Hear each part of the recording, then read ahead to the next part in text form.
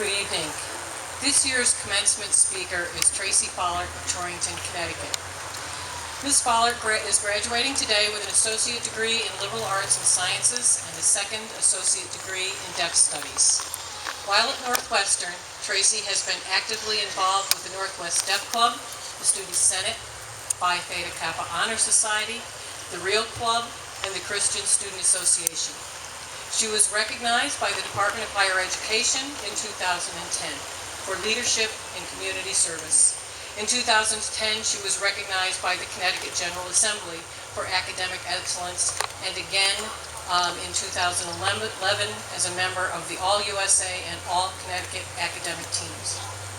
Last night, she was awarded the 2011 Student of the Year Award by the college staff and faculty.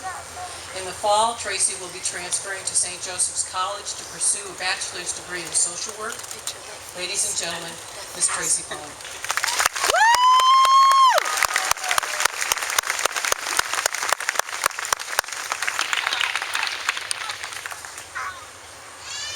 I have to say, I've been practicing my speech all day, so I have severe cotton mouth. But when I got here and I saw the bagpiper, I realized that I have no reason to complain.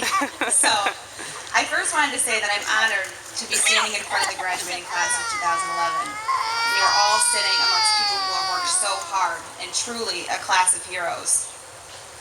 So when I was thinking about what I'm going to say when I get up here in my short 5 minutes, I realized that I couldn't ever condense my 3 years, I've been here for 3 years, experience and the stories that I've heard of the students I've met into this 5 minutes. But I did come up with 3 main points that I think everybody in this audience should know and that the graduates should be recognized for.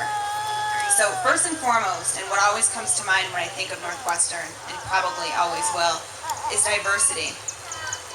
And when I used to think of college, I thought of young students going to school full-time, living in dorms and getting a little crazy, to be honest. But lucky for all of us, Northwestern is so much more than that.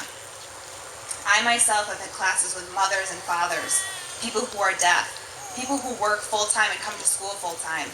I mean, the list is endless. I myself, as a full-time student, couldn't imagine going to work, then coming to school, and finding time for family and friends in between all of that. Our deaf students use interpreters and a lot of hard work to push through until the end, and they're with us tonight. As students, we were surrounded by people who work so hard for what they want, and it's without a doubt the best learning environment. We learned and made friends with people who are vastly different from us, which only adds to who we are and what we're going to do from here on out.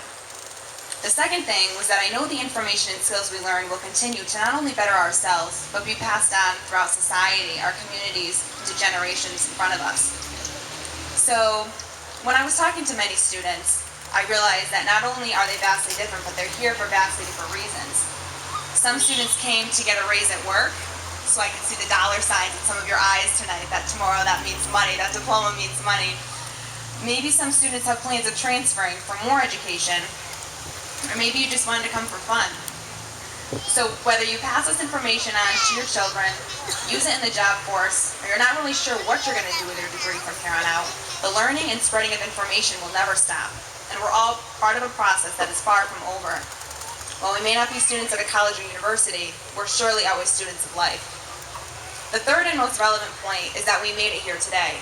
And I think it's really easy for students to come and go as they please and take some fun art classes at their leisure, but it really leaves something to be said when students come and see the light at the end of the tunnel and work hard and apply themselves. And later tonight, we can all say that we are college graduates.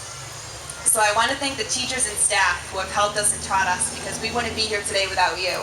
But in all fairness, you wouldn't be here without us. So it's a win-win. I would like to make special mention, if I could, to our president, Dr. Barbara Douglas, who not only helped me with this speech, but is the backbone of Northwestern, and really is such a nice, kind person. And if you see her tonight, I would suggest you say hi. She's really friendly. She won't bite. She might, we'll see. And Kathy Chapman, who introduced me, but is always behind the scenes, kind of kicking us in the butt to get out in the community. And she's at the top of all of the activities and the clubs here at school, so we're very thankful for her as well.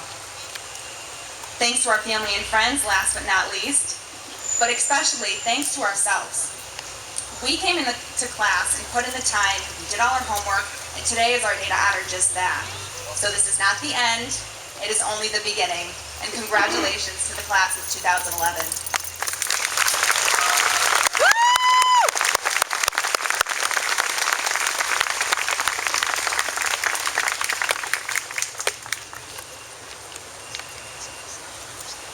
Thank you so much, Tracy.